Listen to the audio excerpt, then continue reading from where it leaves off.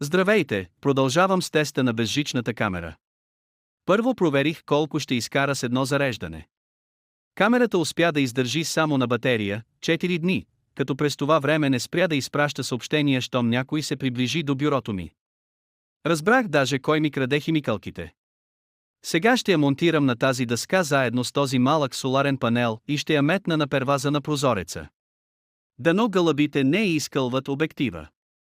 Според производителя соларния панел ще успява да зарежда батерията и няма да се налага да я зареждам аз.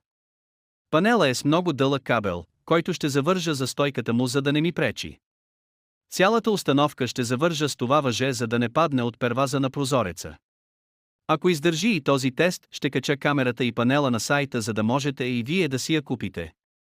Ако не стане, ще съм се набутал с 200 лева за панела с камерата.